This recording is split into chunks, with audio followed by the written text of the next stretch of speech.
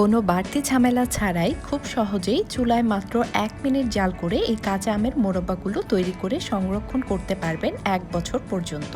আসসালামু আলাইকুম everyone, welcome back to 1000 things with Shahina's kitchen. কাঁচা আম শেষ হয়ে যাওয়ার আগে জলদি করে বানিয়ে নিন এই ড্রাই মোরব্বাগুলো। অনেকেই ভাবেন মোরব্বা বানানো খুবই কঠিন কাজ, আর এখন কিন্তু আমরা কেউই আসলে খুব ঝামেলা করে রান্না করতে চাই না, আর সেজন্যই আমার আজকের এই সহজ রেসিপিটি। প্রথমেই আমি নিয়ে নিচ্ছি ১ কেজি কাঁচা আম। এবারে আমগুলোকে খুব ভালোভাবে ধুয়ে নিয়ে একটি পিলারের সাহায্যে আমের খোসাগুলোকে খুব ভালোভাবে ছাড়িয়ে নিব। খেয়াল রাখবেন যেন খোসার সবুজ অংশ না থাকে, নয়তো মোরব্বাগুলো কালচে হয়ে যাবে। এবারে আমগুলোকে আমি চিকন ফালি ফালি করে কেটে নেব। খুব বেশি চিকনও করা যাবে না, আবার খুব বেশি মোটাও রাখা যাবে না। এবারে কাঁচা আমের স্লাইসগুলোকে আমি ১ মিনিটের জন্য চুলায় সেদ্ধ করে নেব। চুলায় একটি পাত্রে পানি নিয়ে পানিটাকে ফুটিয়ে নিব। এবারে মোরব্বাগুলোতে কাঁচা সবুজ সুন্দর একটা রং আনতে পানির মধ্যে আমি একটু পরিমাণ সবুজ রঙের ফুড কালার দিয়ে দিচ্ছি। ফুড কালারটা একেবারেই অপশনাল, আপনারা চাইলে দিতে পারেন, না চাইলে অ্যাভয়েড করতে পারেন। এবারে পানিটা ফুটে আসলে ফুটন্ত পানিতে আমগুলোকে ছেড়ে দেব। চেষ্টা করবেন একটু বড় পাত্র নিতে এবং একটু বেশি পরিমাণে পানি নিতে, এতে করে আমগুলো সিদ্ধ করার সময় ও নাড়াচাড়ার সময় আমগুলো ভেঙে যাবে না। এবারে মাত্র ১ মিনিট ধরে সিদ্ধ করে আমগুলোকে একটি ছাঁকনির সাহায্যে পানি ঝরিয়ে ভালোভাবে ছেঁকে তুলে নেব। এর চেয়ে বেশিক্ষণ সিদ্ধ করার কোনো প্রয়োজন নেই, নয়তো আমগুলো একেবারেই গলে গিয়ে ভেঙে যাবে। এবারে আমের স্লাইসগুলো গরম থাকা অবস্থায় এর মধ্যে আমি দিয়ে দিচ্ছি ১ কাপ চিনি।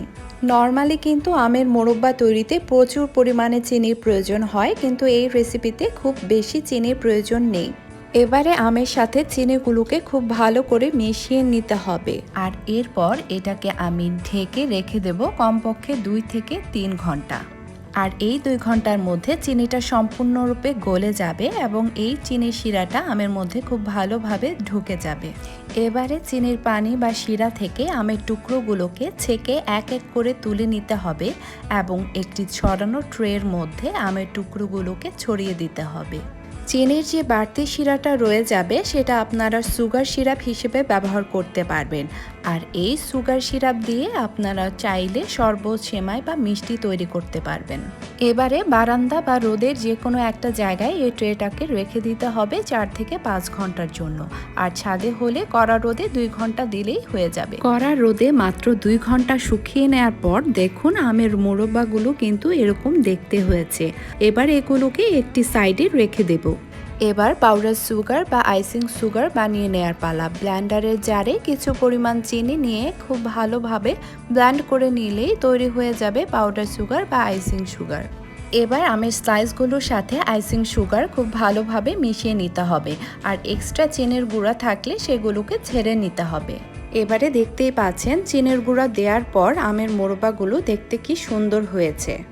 ব্যাস তৈরি হয়ে গেল আমার কাঁচা আমের মোরব্বা বা ড্রাই ম্যাঙ্গো ক্যান্ডি। কাঁচা আমের এই মোরব্বাগুলো খেতে কিন্তু দারুণ মজা, ছোট বড় সবার কিন্তু এই মোরব্বাগুলো খুবই পছন্দ। এবারে একটি কাঁচের জারে ভরে এই আমের মোরব্বাগুলো সংরক্ষণ করতে পারবেন প্রায় ১ বছরের জন্য।